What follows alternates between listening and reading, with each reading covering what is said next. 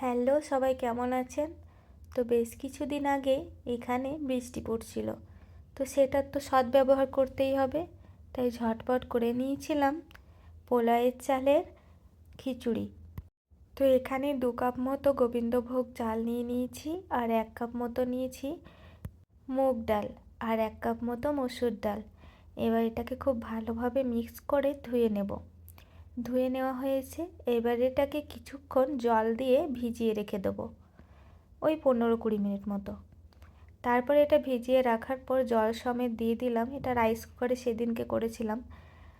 পরিমাণ মতো হলুদ দিয়ে দিলাম আর লবণ দিয়ে দিলাম। তারপরে কিছুক্ষণ পর সবজি দিয়ে দিলাম। সবজি বলতে এখানে শাকটা দিয়েছি, আর অন্যান্য সবজিগুলো ওদিকে হালকা একটু লবণ হলুদ দিয়ে ভেজে নিচ্ছি।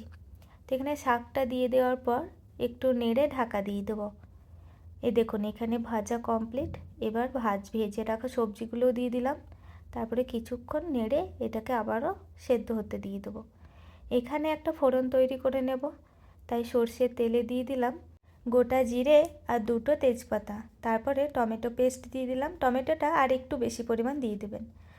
খুব ভালোভাবে যখন তেলটা উপরে উঠে আসবে আর টমেটোর কাঁচা গন্ধটা চলে যাবে, তখন ওইটা আমি খিচুড়ির সঙ্গে মিক্স করে নিলাম। আর এদিকে চলুন আর একটা ফোড়ন তৈরি করে নিই। এখানে দিয়ে দিচ্ছি বেশ একটু বেশি পরিমাণে ঘি আর কাঁচা শুকনো লঙ্কা, আর এখানে দিয়ে দিচ্ছি এখন কাশ্মীরি লঙ্কা গুঁড়ো। ভিডিওতে জানি না কালারটা একটু চেঞ্জ দেখাচ্ছে, কাশ্মীরি লঙ্কা গুঁড়োটা দেখে বুঝতে পারবেন। তো কিছুক্ষণ এটা নাড়াচাড়া করে আবারও খিচুড়ির মধ্যে দিয়ে নেড়ে চেড়েই 1 মিনিটের মধ্যেই রেডি হয়ে যাবে খিচুড়িটা। আর এইদিকে চলুন একটু বেগুন ভাজা করে নিই। তো ছোট ছোট বেগুন এখানে পাওয়া যায়, তো সেই ছোট বেগুনই কিনেছিলাম। আর লবণ, হলুদ, লঙ্কা গুঁড়ো আর একটু তেল আর সামান্য পরিমাণে আদা রসুন পেস্ট দিয়ে 10 থেকে 15 মিনিট মতো রেস্টে রেখে দেবো।